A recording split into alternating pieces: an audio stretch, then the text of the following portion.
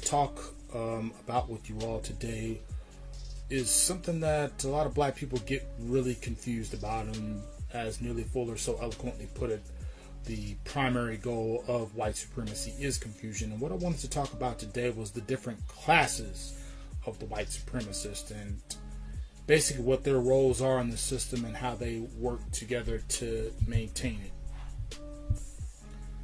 Now, when the average person typically thinks of who and what a white supremacist is, they normally picture someone in Klan robes, someone like Donald Trump, or some stereotypical, frothing at the mouth slave owner image you normally see portrayed in movies. They don't associate white supremacy with the little old lady that works down over at the library, for example.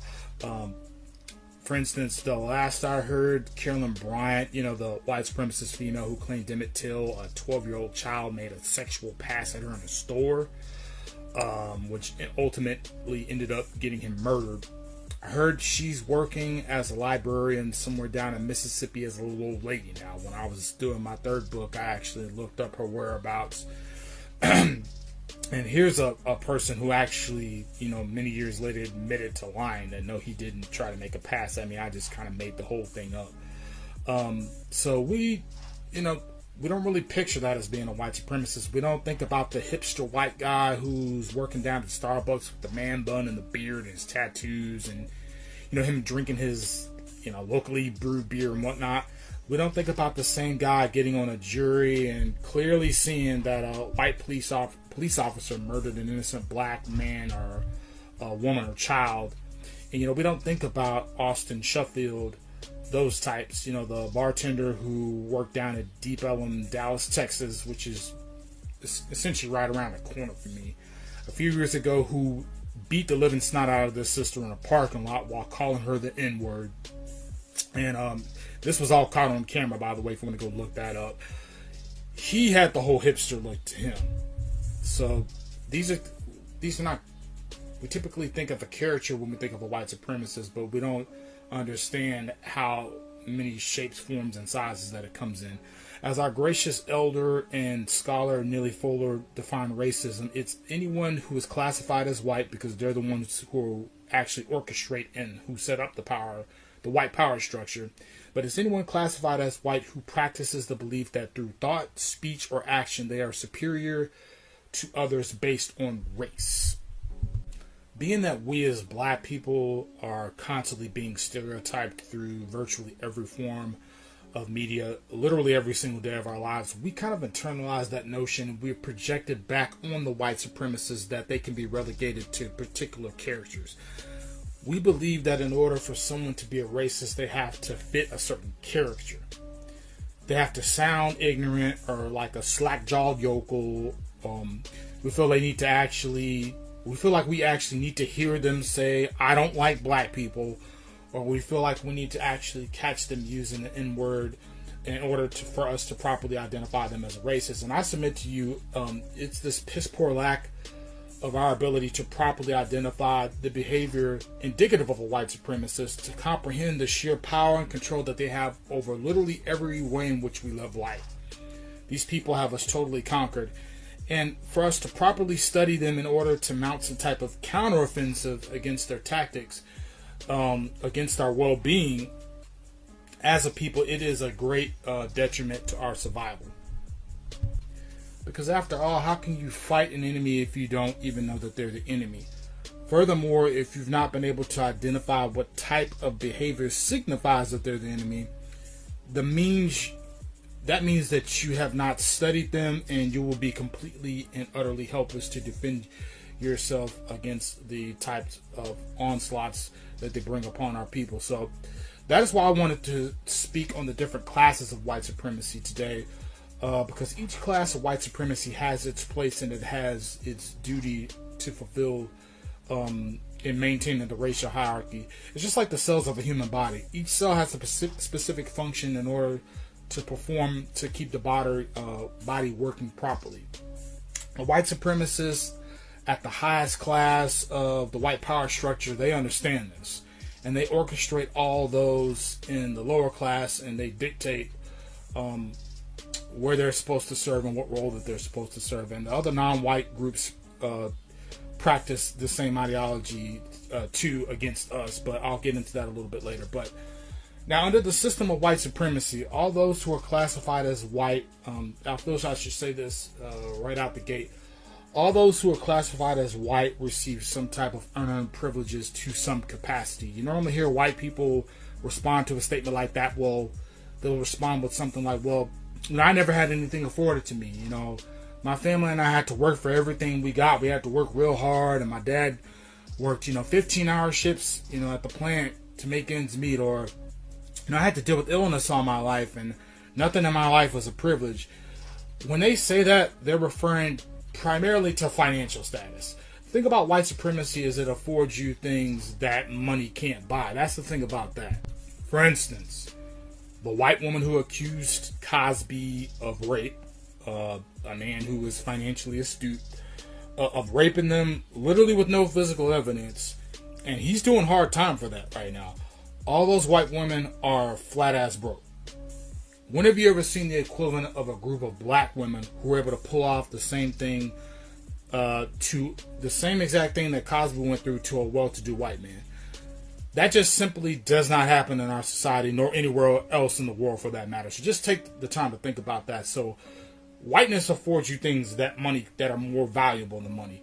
There are certain white people that might be financially struggling compared to other white people collectively, but they have social and economic opportunities given to them over black people. They have the privilege of, for another example, they have the privilege of not having a media apparatus like Fox News or CNN running 24/7 smear and demonization campaigns on them like black people do. As far as the illness thing, I got into a debate a few years ago with a white woman about that, and she herself had dealt with mental illness all her life, and she was telling me about how hard her life was, and that there was no such thing as white privilege because she was never afforded any kind of advantages in her life. And I just asked her a very simple question, which she ducked and dodged and really ran away from. I asked her, I said, if you had the choice, would you have preferred to have gone through all those things you went through in your life as a white person or as a black person? And brothers and sisters, that pretty much shut the conversation down at that point. Black people deal with all types of generational trauma. We deal with the lack of mental and physical health care. We have to deal with constant threats on our lives everywhere we go. We have to constantly look at these pristine images of white people in virtually every single thing we watch. We have to deal with the collective poverty in the sense where there are literally, just to give you an example, or to give you some kind of contrast, there are literally no neighborhoods, countries, states, or anything, nations, where black people as a group are collectively doing financially better than white people. There's no place on earth you can point to. There's no place on the face of this planet you can point to where there's a large group of black people in the same region as white people where they're doing better financially. That does not exist. The point is, regardless of how hard the life of a white person is, those social and economic benefits are there if a white person wanted to wholeheartedly take advantage of them. And black people have to deal with all the pains and the ailments, the same ones that white people do, along with the burden of being black attached to it. So with that said, let's just get right into it. What is the bottom tier white supremacists?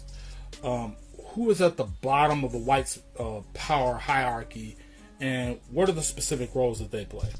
Well, number one, the lowest tier type of white supremacists out there, who are still superior to black people socially, by the way, is what I like to call the faithful dogs. Now, who are the faithful dogs? The faithful dogs are by far the most obvious kind of white supremacists. They're the ones that are most easily noticed. These are the stereotypical racists most of us can easily identify and point out, and black people typically relegate someone being a racist to those who have these types of specific attributes. These are your hardcore white ringers. These are typically your old white people who have been living in the same town all their lives. These are your backwater, trailer park dwelling meth heads. These are your classic inbred honey boo boo looking white people who still believe they're superior. They're the superior race to us. They're the ones who are always worried about their guns being taken away, or that the country is going to turn into communist, and they can't speak worth a damn. You typically see them at Walmart all the time with their, dingy NASCAR t-shirts, or their mysteriously stained hot pink pajama shorts. Over there built like, what's his name? Felonious Gru from Despicable Me, if I'm getting that right. You know the body type I'm talking about. They've got some type of Confederate flag memorabilia. They're always wanting about how come black people can say the N-word and they can't. These types of white supremacists, although they might not be quote unquote educated or have all the money that or have a lot of money, while they're easy to make fun of, and they're typically the ones that we point at and say, ha ha ha, look at how ignorant and how ridiculous those racists look. They still serve a very important purpose to maintaining the overall system of white supremacy, which is a form of warfare waged against us. So you need to understand the role that they play and take them seriously. And they do so in two ways. Well, A, they function as society's scapegoat when it comes to racism. Other white people can point to them and they can say, hey, look how ignorant and raggedy they are. Look how ridiculous they sound. These are the type of rednecks that voted for Trump, even though, Trump didn't really give them anything. They're over there using the N-word and waving Confederate flags, and they're, most of them are alcoholics. I mean, this is what real racism looks like, right? I don't fit into any of those categories, so there's no way that I could be a racist myself. This eases the consciousnesses of the general white masses. It absolves them of all guilt because they can point to such obviously blatant, an obviously blatant lower class of society and say to themselves that since they don't wear racist symbols like the Confederate flag, and because, hey, I don't use the N-word on my social media account when no one's looking, I don't have a racist bone in my body. You always hear that. What this accomplishes is that it makes both white and non-black groups indifferent to the suffering, the mistreatment, and the neglect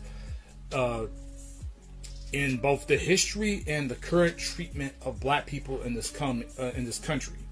And this is an all-out genocide that we're facing. So they can say to themselves, since I'm obviously not racist because I don't look or sound like any of those backwood redneck lowlives, that absolves me from any responsibility of getting rid of white supremacy or white privilege. I don't have to put any work to get rid of white privilege because I myself am not a racist, because I don't fit those qualities or lack thereof. I don't fit those characteristics of Jimbo Jones, who lives in Flipsy, Mississippi somewhere. It's someone else's problem. Those racists over there are the ones who should clean up this mess that black people are going through. So do you see how that works, folks? They're the perfect ones to pin up and blame racism on. Then they can come preach to each other and other black folks that they can preach to us that those are the people who we need to demand justice from.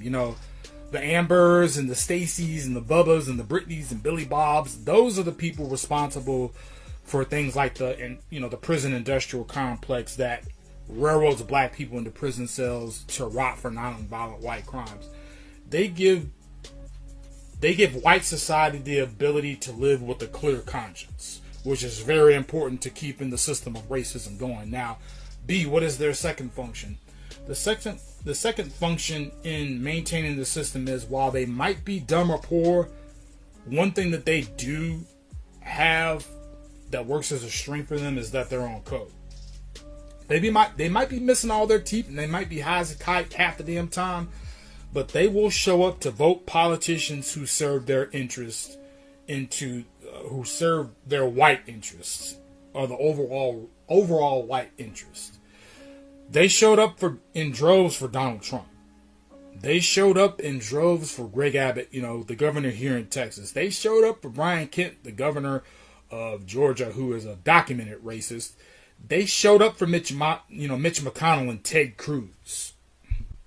while the equivalent dusty ass baby daddies and hood rats and black societies sit around talking about, man, you know, I don't really get into all that political stuff. At least Bubba and Brittany and Jimbo Joe knows who supports the agenda of whiteness, and they can be counted on to give, they can be counted to give whatever little leftover meth money they have to put towards their campaign. I can tell you that much. And their whole family is on board with who to vote for, from the mayors to the judges to the sheriffs to the city councilmen to the governors, all that. And they understand they're directly, you know, this is where we get things mixed up with that group of people as black people. Because we look at them and say, you're not getting anything from it, so why are you continuing to vote for these politicians? They understand they're not getting anything directly out of it. Directly. That affects their direct situations. Because most of them are broke as hell. But they put the group before themselves in terms of white people. They might be ignorant as a box of hammers, but they believe in the betterment of the group over themselves. Black people are all about, you know, I'm all about myself and I'm trying to come up without the help of the group, and I'm about self-fulfillment rather than group fulfillment. We as black people also look at this group of racists and we like to gloat about how superior we are to them and how stupid they are and about how they don't have any control over us, which is BS. In that regard, though, they have outsmarted and out-organized us. We can make fun of them all we want, but they're on code. And in that category, Bridget and Sally Mae and Jimbo John have us beat, and we have to accept that. They're more organized and more dedicated than we are in putting the group over themselves. Now, what is the second lowest tier of white supremacists? The second lowest tier is also a group that is, you know, actually very easy to pinpoint as far as racism goes and what a racist looks like. This group in many ways satisfies one of the purposes of the first one, or further solidifies that. But this group is what I like to call the white identity extremists. Now, as you all know, the FBI a couple of years back tried to say that basically any black person who stands up consistently against white supremacy, that they were some type of criminal organization that needed to be watched. Obviously, that was a crock of crap. They tried to pinpoint them or tried to portray them. They really were trying to tag it with the whole Black Lives Matter crowd, which is really not an organization, by the way. It's not a group. Well, I should say it's not a group. It's a Democrat-ran organization, essentially, but that's a code word for black people. So they tried to pin it on black people as some type of terrorist group when there are actual white identity extremists. So we basically flipped it back on them, and we said, okay, well, what about these white identity extremists who are actually coming and spilling blood in society? But these types of groups are typically your KKK groups, which there is no black equivalent of, to go back to that. These are your alt-right groups. These are your neo-Nazis, your Proud Boys. This is the group of people you saw at Charlottesville back in 2017 who were, bashing black people's brains in and running them over with cars. These are your Timothy McVeighs, who was inspired by the Turner Diaries, by the way, which is basically the playbook for how to carry out white supremacy. If you can get your hands on that book, I would highly suggest it. If you really want to get into the mind of how the white supremacists think, it's a very good book to read up on, to really study your enemies. These are your Dylan Roofs. These are your, Gregory Bushes, that guy who ran up in that Kroger, I believe in Mississippi, and shot those two black people in cold blood. These are your Daryl Dedmans, your John Rices and Dylan Butlers. You can look all these people up, by the way. We're all involved in the same. Daryl Dedman and John Rice and Dylan Butler, they were all involved in the same murder of a black man, by the way. Look that up. I'm not going to get into details about that because it is quite gruesome. But just to give you an idea of this type of white supremacist. These are your George Zimmermans. These are the folks who commit mass murder and destruction, who committed the mass murder and destruction of the Black Wall Street in Tulsa, Oklahoma. These are your foot soldiers of white supremacy. The white supremacists who run them and understand them, they understand that they're a necessary cog in the wheel of keeping systematic racism intact, even at the expense and or the loss of life of other white people. More particularly, the aforementioned group of white supremacists I named. They're basically responsible for keeping black people in check in the streets. But sometimes that spills over into white society. That's what you have with all these mass shootings. That goes back to white supremacist indoctrination, but getting really deep into that is another episode for another time, and I will get into that in another installment that I do of Poethnic Justice. They're responsible basically for keeping black people in check in the streets and on the local level. They are the ones who are empowered via the lax gun laws, the lack of punishment by the judicial system for violent and potentially life-threatening crimes, and by indoctrinating them through a steady diet of propaganda that white people basically can do no wrong, and that they're as pure as the wind-driven snow. This government will never take the guns out of the hands of white people, particularly white men, because they understand perfectly well what it represents to white people, particularly white men. To have guns basically is the equalizer to black people, because they can't deal with black people head up without some type of weapons. They can't deal with us in a fair fight, essentially. That's why they'll never take they'll never take firearms or really do any substantive gun laws against white people obtaining guns. And if they do, they're not going to enforce it. They can't, because that's the equalizer to black people, particularly black men. And always paint white. And no matter how heinous the crimes of these white identity extremists are, the most recent example I can think of was that bombing in Nashville a couple of months ago, where they basically, I forget that terrorist, I forget his name, he basically blew up that entire street. They always paint them in the most sympathetic light, no matter how heinous or despicable their crime is. If a black person steals a pack of ramen noodles from Walmart, it will be on the evening news, and they'll be going all into the background of any association with that black person, and any associates, and looking into them, even if they had nothing to do with the crime itself. Meanwhile, people like Casey Anthony, who murdered her own baby daughter and buried her in a shoebox, and we've heard nothing about her since. For a lot of you people, I don't know if a lot of y'all remember that, but Casey Anthony, it was basically obvious that she killed her own child, but she got let off. Yet, somebody like Mike Vick, he's still catching hell for the last time I checked, for killing someone's dog. And OJ, he's still in the white media's crap list after all these years of being acquitted for Nicole's murder. So even Timothy McVeigh, after murdering 168 people in the Murrah Federal Building, he was afforded an interview on 60 Minutes to explain himself to the world and to inspire empathy and understanding for his actions. I remember that as a kid. I'm like, why are they even talking to this guy? He just blew up a federal building probably about 60 miles away from me, because I used to live in Duncanville, Texas. Meanwhile, Micah Johnson, who allegedly killed, and I say allegedly because it was never proven in the court of law, they didn't even give him due process, who allegedly killed 5 police officers in Dallas back in 2016, didn't even get the chance to go to trial.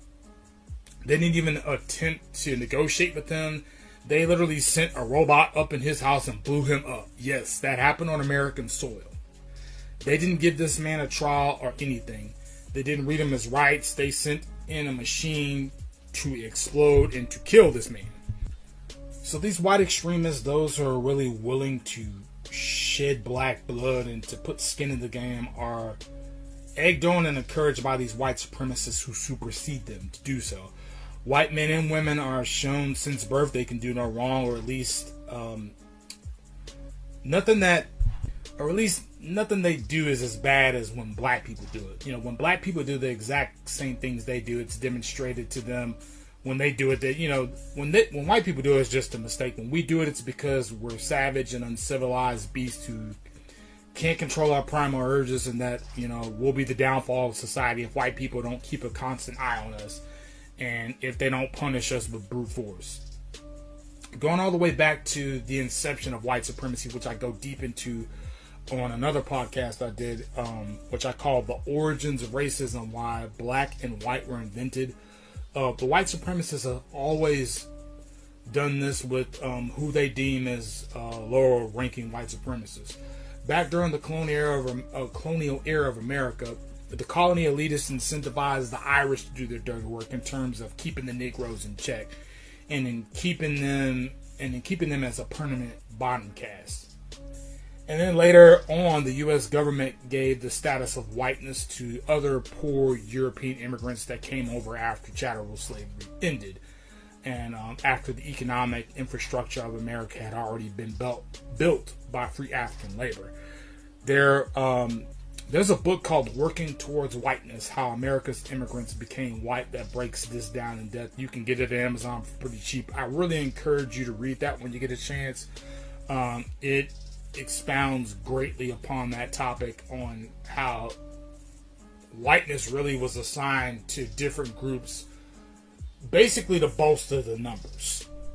And this book is very extensive, very well written book. I highly recommend it. It's about 400 pages long, but it goes into painstaking detail of how each group, you know, from the Europeans to the Italians, to other groups, you know, the Germans, how they basically graduated into whiteness. Very good book. But this group acts as basically the muscle and the martyrs for white supremacy. These are your racist cops who take the risk, even though there's a system, you know, that basically protects them from any real punishment. But they'll take a risk at ruining their reputation, or a very slight risk of having to actually do prison time. They'll take that risk to kill an innocent black man, woman, or child. This group is meant to psychologically terrorize black people in order to make them very docile and very distracted with rage, basically. Anger, if you don't really channel it, is very distractive. It just kind of leaves you very confused and all over the place. And this group is charged with the task of actually decreasing the black population. That's another thing. The white supremacists who oversee them understand that they need them to keep us in check. This is why you'll never see the government really declare war on white supremacist terror cells, which is the groups like the Proud Boys and Adam Walton and the Three Percenters. They'll declare war and drop bombs on other non-white nations all day. Other non-white nations, they'll drop bombs on them all day, but they won't go after the very terrorists who even kill all the white people here in this country who are domestic. Even with this current administration, the Biden administration, they've made no indication that they plan on going after these groups. Even when they were the same folks who stormed the Capitol building back in January of 2021, they literally put the lives of members of government in danger, and there's still no war on white supremacy. These people literally had congressmen and women hiding behind their desk, and there's still no war on white supremacy. Just think about that for a second. And it's been proven that white supremacist groups were behind this. Now, moving right along here. Now, the third to last tier of white in the white power structure, it's occupied by what I like to call the blue/white collar racists. Now, this type of white supremacist is a little bit more difficult to spot and to identify. They're the most insidious. One of the most insidious, I should say. This kind might not call you the N-word to your face, but they will call you the N-word with the actions that they take against you, most of which happen behind closed doors that go unseen to most black people. For example, I myself have worked many office jobs, and I remember this one particular white coworker who was really super nice to me and was always saying hi to me in the morning and very enthusiastically would smile at me real big and even go as far as to try to hug me, which I would turn down because we live in the Me Too era and I don't even want to make physical contact of any kind with the female unless it's, like a handshake, a professional handshake. I don't even play that game. And you shouldn't either, fellas. But yet she was really super nice, always bringing her brother snacks, for different holidays and whatnot, and food. With some of it, I'm like, I don't know about this. I don't know what you done put in here. Well, there was a new sister who ended up getting hired about 2 years later after her. And this sister and I related on a lot of stuff, and so we had a really fruitful professional relationship. If you at a job and another black person gets hired, y'all immediately bond because you're like, hey, we're all we got. Like, seriously. At least that's how it should go. Well, her and I were chopping up some business one time, and she let me know. She said, hey, just to let you know, that chick who was always nice to you and smiling to your face, when I started, she told me to stay away from you. And I was like, why did she tell you that? Like, what's that all about? She said, well, it was because you were a bad influence to other coworkers, and that literally you are late every single day. Now, this really didn't surprise me too terribly because I was at a point at that time in my life where I understood the workplace dynamics for black people. I just kind of came to the conclusion I always assumed that, white people are trying to sabotage me in the workplace. I just kind of accepted that. I assume they're watching my every move and they're trying to knock me off at every turn. I understand how that works. I just came to expect it. But let me give you another example. This is probably a better example. It just came to mind. I was actually part of a nonprofit anti-violence community organization several years ago, back in the day. And, back then I was trying to get my little community service thing on, and I was trying to get involved. And, we would go and speak to all these black schools and black churches. And, we would spread the message in the community about anti-violence, particularly anti-gun violence and stuff like that. Pretty much everybody in the group was affected by, gun violence in some type of way. Well, one of the ladies who was leading the organization, she would always talk about how violence is, how bad violence is in the community and the inner cities, and about how bad violence affected black people, and about how, the systematic factors led to urban violence in the black community. She was so adamant about helping black people and raising awareness, right?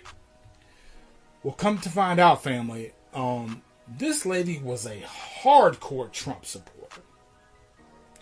And she never once came out and told me or anyone I know that. I just happened to look up her social media, and lo and behold, this woman had all types of pray for Trump posts and posts talking about how he was the best president of all time.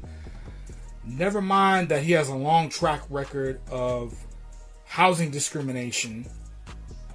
He has a long racist track record of housing discrimination, to funding propaganda that called for the deaths of innocent black boys. And he said all types of racist stuff before. I mean, his track record is cemented.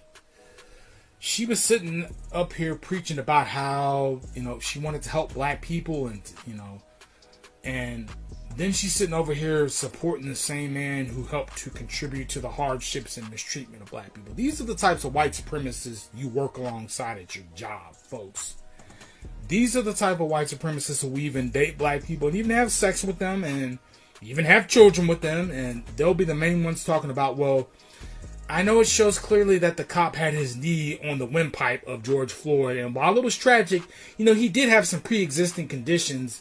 And he had drugs in his system. And that's the real reason he died. It wasn't because there was somebody's knee literally on his neck, crushing his windpipe. It's not from asphyxiation, not from having the knee on his neck for 8 minutes and 47 seconds. It was, it was hypertension that made him drop dead right there on the spot. These are the same white people who you pal around with, who tell you, what a great job you did on a project at work to benefit the company, not you personally. They're not going to give you praise for wanting to start your own your own business and to build your own. And especially don't try to ask for advice or connections from them, because they're going to act dumb. Like, well, I don't know anything about that. And it's like, okay, but your position, clearly you were hired to do that job. Do you have any knowledge about how I can excel in this? Well, I don't know. And you might want to talk to so-and-so. That's the kind of reaction you're going to get for asking for help, or you damn sure you ain't going to be able to ask for no connections. So you can forget that. But yeah, these are the same folks that you go to happy hour with and all on the business trips with, and who you give money towards. You know, they even give you money towards your kids, world finest chocolate drive, the world's finest chocolate drive those little kids be doing. And they'll even listen to you complain about how racist society is, and they'll nod their head in agreement with you. It is until, and these are the same people that get on these juries, and they'll justify the murders of, Tamir Rice or Oscar Grant or Philando Castile or Terrence Crutcher, who was killed in Terrence Crutcher. And this one, all of them are heinous. All these crimes against innocent black people are heinous, but this is the one that gets me. This was live on TV. She shot this man in the back. Betty Shelby, she shot this man in the back. So for all the people like, well, if you just do what the cops say, then no, she shot this man in the back from like 30 feet away, and then claimed that she thought it was her taser that she was pulling out, which literally makes zero sense. They'll have sex with you, and then they'll turn around and deny a black person a job position just because their hair isn't straight enough. They'll lay up with you, and I remember seeing a video a while back of this. It was this black woman dating this white man, and it was one of these. I think it was like one of these TikTok videos. I don't know because I'm not on TikTok, but it was one of these videos where she was recording the reaction of her white dude, and instead of straightening her hair, she let her hair go all natural. And he was like, "Hey," he walks in the door, and she's like, "Hey, Daddy," and she's like, "Hey, what's going on with this?" She's like, "Yeah, I'm just letting it grow natural." And you can see the disgust in this man's eyes. Like, "Oh no, you didn't have. Let your hair grow natural. Come on." So they'll date you and lay up with you, and then turn around and don't let you have, especially as a brother, don't let you have a fro as a brother. Yeah, good luck with that.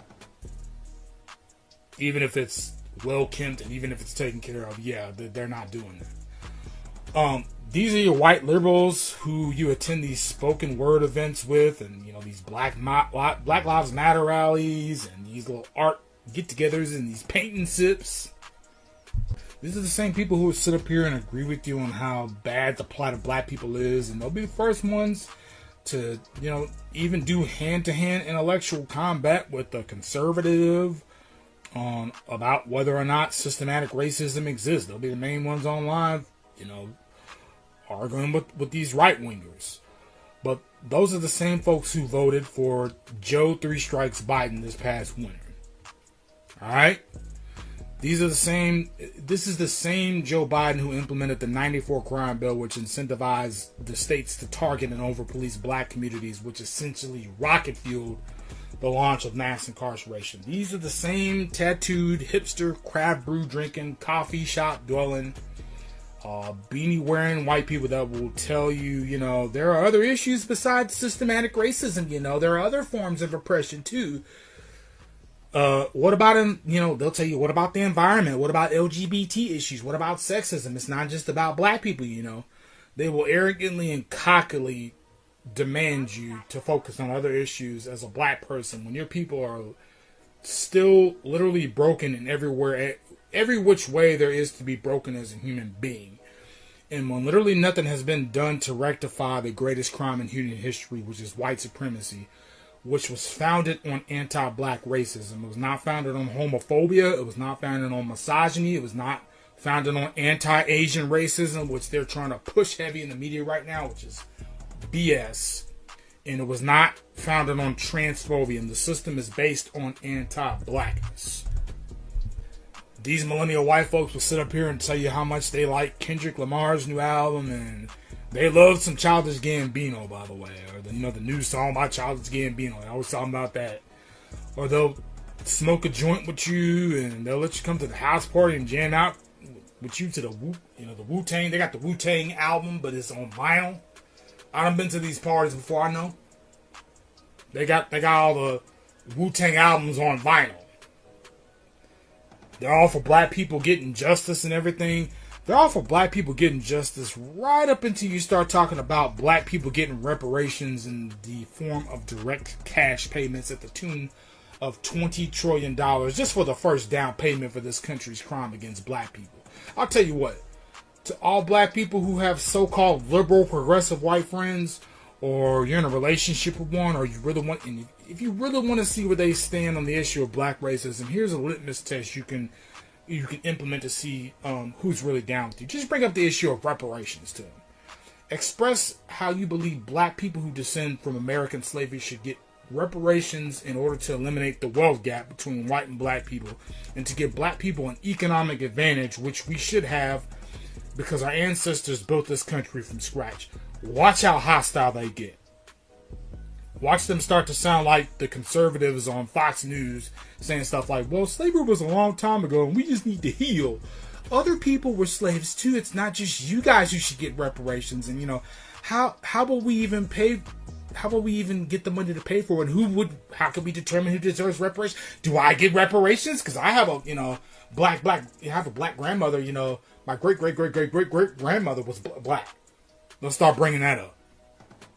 Never mind that the U.S. spends trillions of dollars every year on wars and bailing out big corporations. What they'll start saying is things like, reparations will be just too divisive, and we need to focus on unity and not continuously bringing up the past. So they'll say things like, it's a class issue. It's not about race. If that was the issue, Bill Cosby wouldn't be in jail right now. I'll just leave it at that. So what is the purpose of this tier of white supremacists?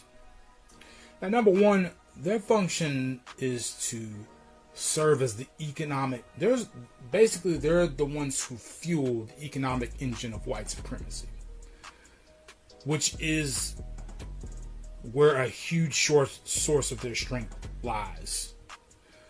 I would say the economic piece is the biggest source of the strength of white supremacy. That's why they're so hell-bent on protecting it. And that's why they're so hell-bent on not letting us establish our own economy. That's why they sabotaged it our whole time being in this country. These are the major consumers. Now, notice I said blue-collar and white-collar white supremacists.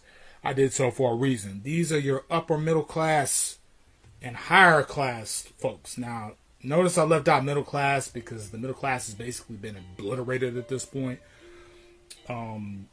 You're either struggling or you're not.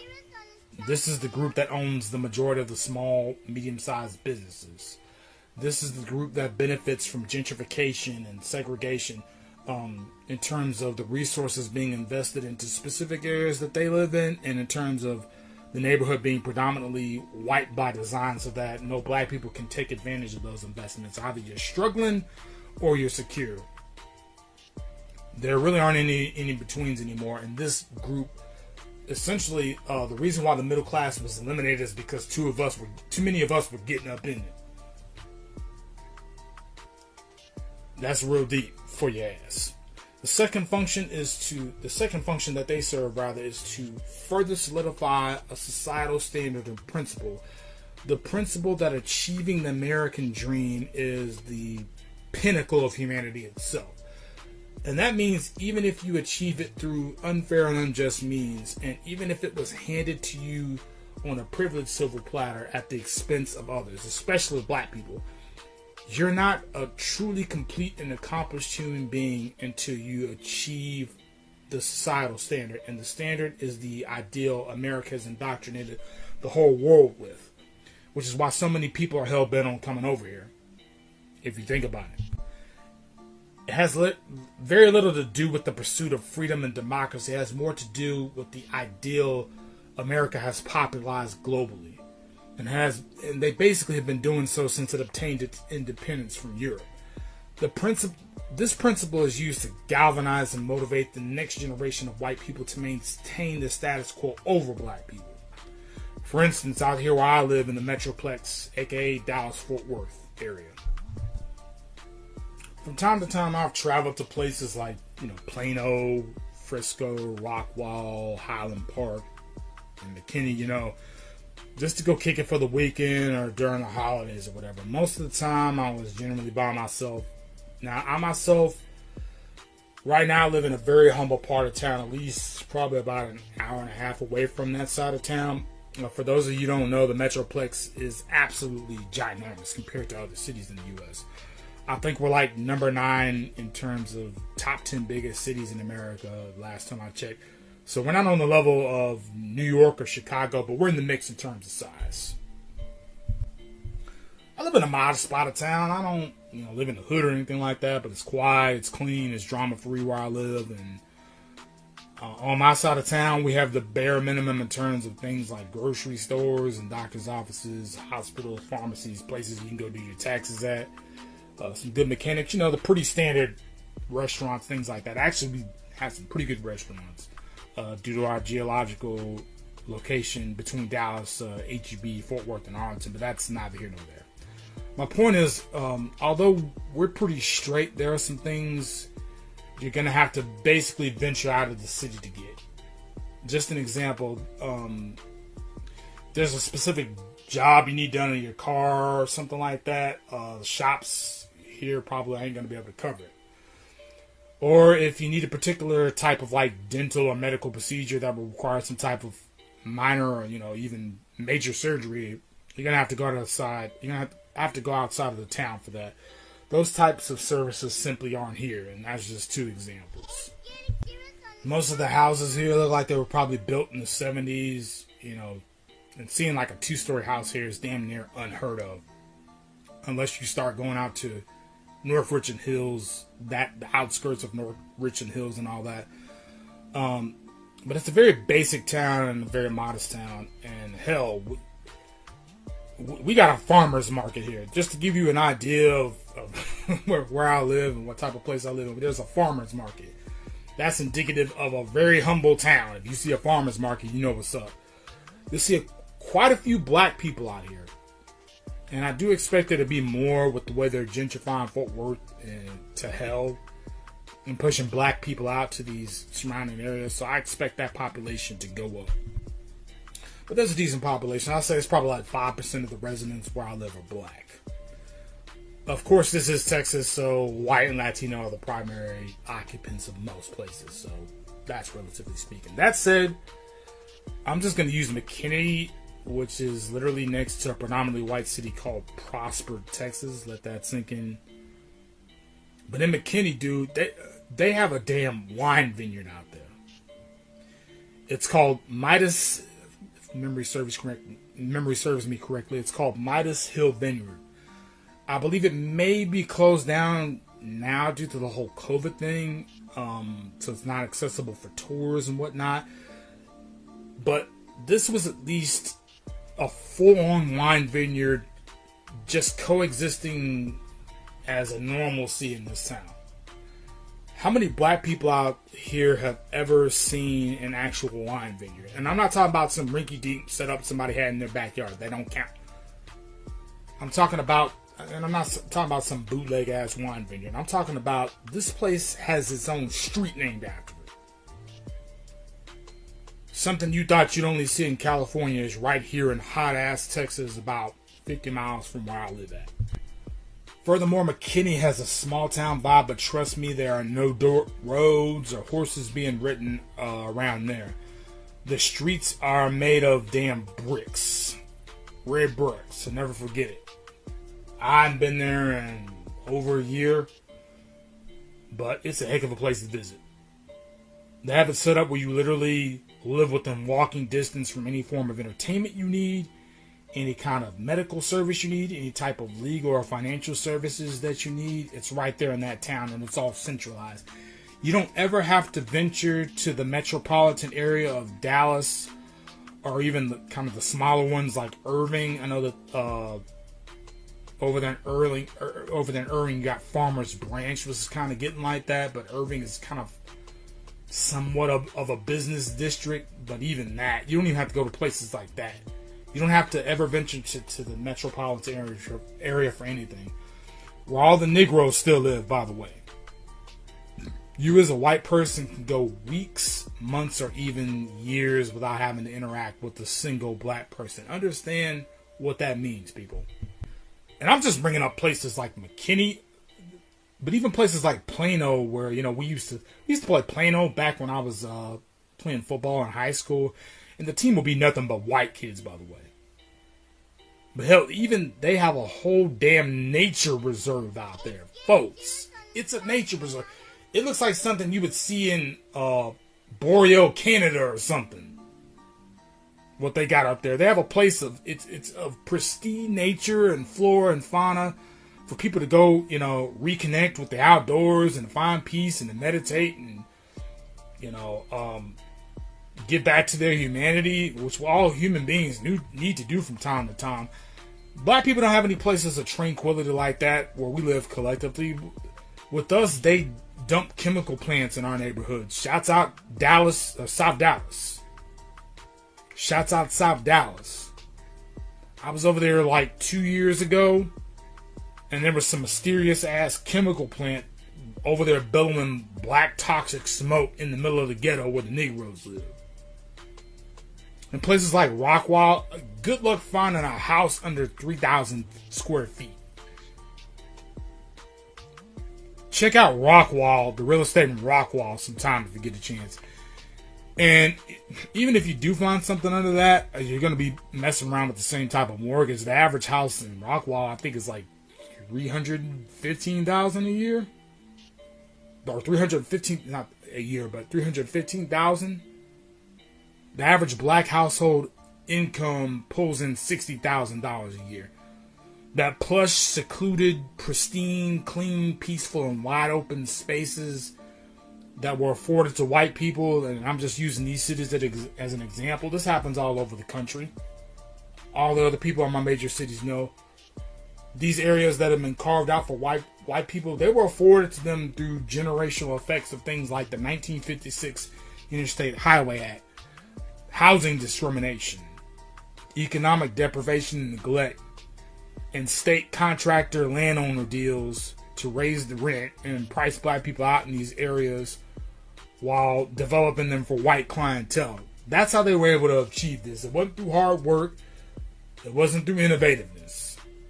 The job of this tier of white supremacists is to entice the next generation of white people by extending them these unearned fruits and spoils of white privilege warfare, which is what it is. It's a form of warfare against black people. Affords them an unrivaled societal advantage whiteness gives them over, you know, those darkies who live on the other side of town. It's to convince their offspring that if they achieve this American, it's basically to convince their offspring that they achieved this American dream through, you know, hard work and sacrifice and innovativeness. BS. They leave out the part where Africans built the wealth of this nation for free, and literally there's no white business or corporation that would exist had they not done so. Yes, I said what I meant, and I meant what I said. This presents those future generations with an ultimatum. They present this lifestyle to them, and they say, hey, if you want to keep experiencing this kind of life that white privilege affords you, you can never, ever, ever start thinking in terms of fairness and justness. And you definitely can't get involved with helping black people attain the wealth that's rightfully theirs in this country. As a matter of fact, we don't even want you hanging around black people so that they even have a chance to say to you and for it to enter your head from another black person. And we damn sure don't want you having children with them, so some of that black wealth goes over to that black child accidentally. That's why Meghan Markle is catching hell from the royal family right now, by the way. So we're going to have these gated communities where only 1 or 2 Negroes can live at a time, and we'll be watching them like hawks. Unfortunately, the vast majority of white people choose white privilege over making sure their fellow black American citizens and brothers and sisters of God get what's rightfully owed to them. Yet they celebrate the 4th of July every year, and they go to church on Sunday and listen to the pastor or the preacher talk about how we should do unto others as we would have them do unto us, and how the way you treat or ignore your fellow brothers or sisters is directly you doing those things to the Lord Himself. They ignore that part. This is the main reason why I don't really speak at any real length. I really don't spend a lot of time or go into depth trying to explain racism to white people. I really don't. They know how it works. Hell, they're the ones who invented it, and they're the ones that are taught from a very young age how to carry it out. Now, the final tier, the top tier of white supremacists I want to talk about today is the group we as black people least expect. But in terms of social power, this group is by far at the top of the food chain. You see, one thing black people must unlearn is that white people who really run the world they were taught how to maintain the white power structure. Let me repeat that again. They were taught how to maintain the white power structure. We like to act like their white ancestors didn't, like something that happened in the past stayed in the past. We like to act like their white ancestors didn't pass that way of thinking down to them. Just think about all the customs that have been passed down through your family line that, you and your family still practice. The same goes for white supremacy. That culture didn't go anywhere. It was taught to them, and they're going to teach their children about it. The Bush family was former slave owners. So was Mitch McConnell's family. How do you think these people got all their wealth? These are the people who actually decide and determine the quality of people's lives on a global scale, and they have the power to shape the world as they see fit in a way where it benefits whiteness. The Bush family would not have the wealth that they possess in order to have wield the type of influence they were able to wield had it not been for slavery. The Bush family, the George Bush W, as we like to call him, he wouldn't have been able to go in Iraq and do what he was able to do had it not been for the wealth that put him in the position to be able to make that kind of decision. Do you feel me?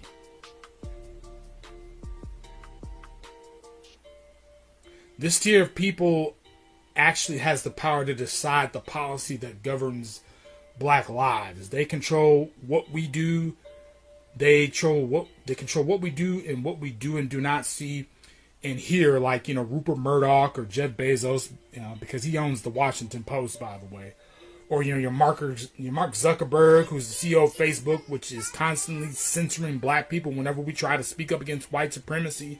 Their little algorithms don't let you show up on the timeline. Hell, my page doesn't even show up on people's timelines anymore. And on my landing page, I had to form groups just to get my stuff to show up on people's stuff. They don't allow my stuff to show up on people's timelines anymore. Now, if I post something about some dumb stuff, like, Cardi B won a Grammy or Meg Thee Stallion won a Grammy, that'll show up on everybody's timeline. Now, when I'm speaking out against white supremacy, though, these are people like, the CEO of YouTube, they'll remove your video just for black people even questioning the COVID vaccine, just questioning it. RZA Islam had his video removed. It was a video that he posted. D. Tubman, those who are in my circles, they know who D. Tubman is, but she posted a video of RZA Islam speaking against the CDC. That video was removed within like 5 hours of being posted and said, hey, it violates our terms. These are your Bill Gates. These are your Elon Musk. These are your Robert Igers of the world. With the vast sums of wealth, they'll go into outer space, they'll invent all new types of software and revolutionize entertainment and all that stuff, but none of them have ever done anything to help black society with their endless resources. They'll donate money to all these charities and stuff, nothing to black people. Have you ever noticed that? When has Bill Gates ever done, this is one of the most powerful men in the world, when has he ever done anything to challenge white supremacy with his endless and inexhaustible amount of resources? Just think about that for a second. Elon Musk could drastically change the lives of countless black people living here in America if he wanted to. Just think about that for a second. This tier of white supremacists, they're the board members at these coal companies.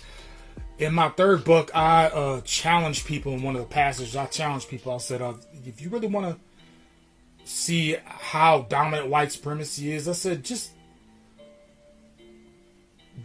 Google, okay, because I remember like that same person I was having an argument with, she had the mental illness, and hey, I don't want to benefit from white privilege.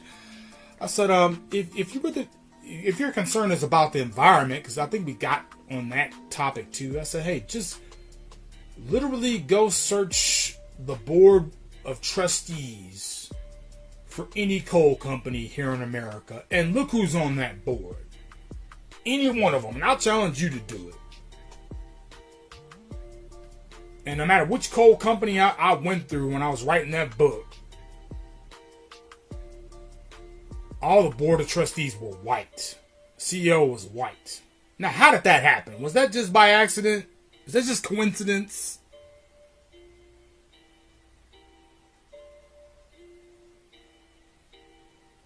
Just something to think about.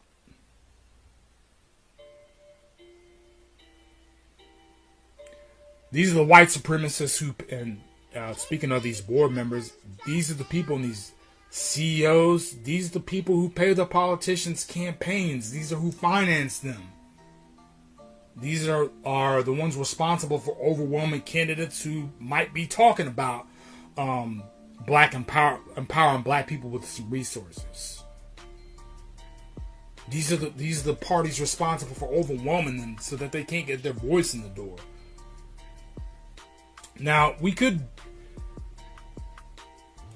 counteract that as black people if we wanted with our own resources, if we remained on code in terms of where we spend our money and how we invest it politically. But as it stands, we don't have that kind of cohesiveness right now, unfortunately, which black people like myself are trying to change that. These are your politicians, even on the local level. These are your CEOs. These are your media moguls. These are the folks who work on the board of trustees for these huge corporations. These exist in the shadows because half of the time black people don't take the time to look up who they are and what their track record on treating or ignoring black people looks like. It's funny. So many of us follow celebrities and entertainers on social media. Do you really follow your politicians? I'm not even talking about on a national level. Do you follow your politicians on a local level? Do you really know what they're up to half the time? Or do you just say to yourself, well, I don't got time for all that? Okay, you got time for entertainment all damn day. But I don't really be into politics. Okay, these people determine the quality of your life and you're not interested in that. Alright. Fair enough. These are the white supremacists that determine what you and your children see and don't see on a regular basis. They're the ones orchestrating all the activities going on in these other tiers that I named. These are the people who implemented housing discrimination. These are the ones who allowed Jim Crow to go on as long as it did from a federal standpoint. These are the people like Abe Lincoln who gave former slaveholders reparations after the Civil War. You didn't know that? Yeah, slaveholders got reparations. We can't get them, but the slaveholders did to compensate them for what they lost had they would have owned slaves. These are the white supremacists who can decide where you can live as a black person because they have the power to do so. And there are no group of black people on the face of this planet who have the power to decide where groups of white people live. And that's by design. And that said, family, now that I've laid out the different tiers of white supremacists who dwell in our society among us and who run the society that we live in, now that I portrayed to you what their get down is and what their plans are for us and what those people look like and sound like and act like, my question to you is just what in the hell are you going to do about it? I know a lot of you are, I hear this all the time and it infuriates me every time I hear it. I know a lot of you are probably going to hear this and be like, ain't no such thing as white supremacy, and no one can control me and what I do, and what I can't do, and I got rights and I can do whatever I want. When you say that, brothers and sisters, you just put yourself in a false sense of security, and you're setting yourself up and the people who look like you and everyone you care about for generations of genocide. You're setting yourself up to be decimated like a dog. It's time for us to accept reality. We are a dominated people by the white supremacists, and the only way to break free from that domination is to have a code of conduct, which is why I wrote that document. It's a simple code of conduct a 5-year-old can understand. This code of conduct is one that we have to abide by every single day of our lives, from the moment we wake up in the morning to the moment we lay our head down. You got to eat, drink, and sleep the code. I have a document I wrote about a year ago. I've been giving it out to the public for absolutely free. I've been handing it out, and anytime I'm in public, I hand it out to people. I only ask that people contribute what they'd like to monetarily if they feel like it helped them in some type of way. A couple of people have been gracious to do so. I just put that money back into the business so I can further get the word out and more effectively get the word out, and I invested into that. It is completely and only in a PDF form. I did not publish it anywhere because, quite frankly, I don't want anyone censoring the message. I know Amazon wasn't going to allow it on there. I tried to publish it on Google Books, and they said, oh, hell no, use the word white supremacy. We're not going to allow that. This book breaks down as simple and to the point code even a 5-year-old can understand about what we need to do on a daily basis in our own personal lives to combat systematic white supremacy as the descendants of the former slaves in this country. If you want a copy, feel free to email me at tsp@thestormypoet.com. That is tsp at-thestormypoet.com. If you would like the link sent to you so you can view that document, I'll gladly do so. If you're really concerned about ending the system called racism once and for all, if you're not interested and you're not really serious about it, just don't even bother me. If you're new to this podcast, welcome to the family. This is a space where we engage in intelligent dialogue and thoughtful investigation, not emotions and feelings. We don't do that over here. If you like the commentary, please feel free to subscribe and go ahead and obliterate that notification bell so that you can stay up to date on any material I produce. I try to post as often as I can, but I am a black man in America and I got to make a living. And I do work a hectic job, as I'm sure most of you do. So I do post intermittently as much as I can, and I do have another podcast, so I have to create material for that as well. My goal is to do this full time one day, though, so I can be able to bring you increasingly more in-depth analysis over time. So please feel to contribute monetarily at any of the links below. It would really mean a lot to me. My published works are also in the description, so feel free to snag you a copy of any of my published works. And feel free to check out my other free commentary and literary art at thestormypoet.com. That is thestormypoet.com. Thank you all for joining me today. I'll see you next time. And as always, one love and one justice. Peace.